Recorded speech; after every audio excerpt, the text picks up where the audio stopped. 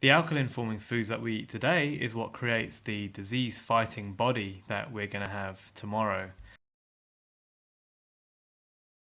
Hey folks, I want to talk today about the acid-alkaline balance, which is probably something you remember from high school science.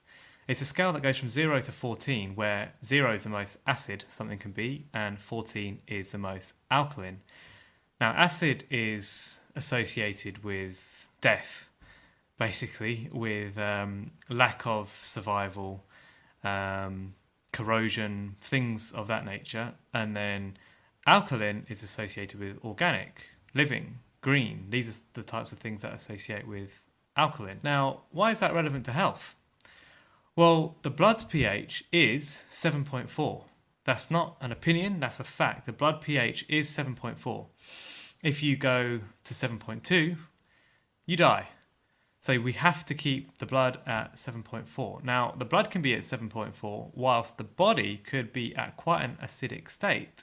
So it's possible for us to be alive with a blood pH of 7.4, but the rest of the body to be at quite an acidic state. And the danger of this is where diseases start to form.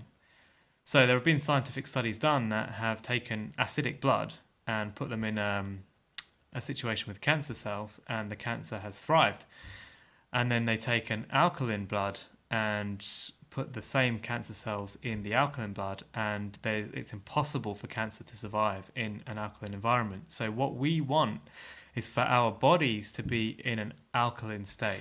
When we burn fuel, when we eat food and digest it and that becomes us, we want the residue of that, we want what's created to be alkaline. And so there are a list of alkaline forming foods compared to acid forming foods. And so to balance out, to create an alkaline environment in the body, you want to eat more alkaline foods than you do acid foods, because you want you want to create that 7.4 so that your body is at equilibrium. So if you have a diet of meat, dairy, eggs, drugs, alcohol, cigarettes, the reason you can stay alive is because the body, it regulates that acidity that you're putting in using alkaline minerals that are already inside the body. How scary is that?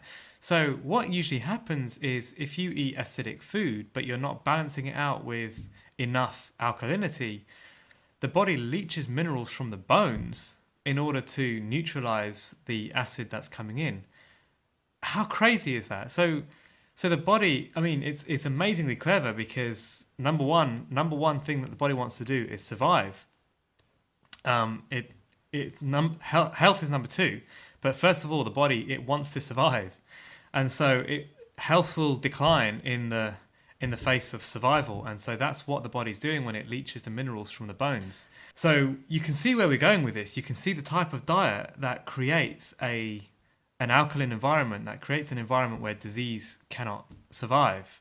And that is a high raw vegan diet, a plant-based lifestyle. If you stay away from meat, dairy, and eggs altogether, you will inevitably achieve the balance of pH that you want inside the body, because you'll be eating right at the really good end of alkalinity, and then you'll be eating also your starches, which are in the middle area, and together it will balance out. Anything man-made, any man-made drug is acid forming, and so if ultimately we are trying to create this alkaline balance, an alkaline body is one of the fundamental building blocks of a healthy body, of a disease-free body. And if you start throwing drugs at the body, then it's going to create an acidic state. And so, yeah, it might fight a symptom on the surface. It might get rid of a rash you have, or it may even get rid of your eczema for a little while. What it's done is created an acidic body, and this is not a body that's strong and can fight disease. The true way to turn an eczema-ridden body into a healthy one is to alkalize the body. So having eczema on the skin is a sign that there's acidity inside the body, and we want to alkalize the body and get it to a state where that disease cannot thrive.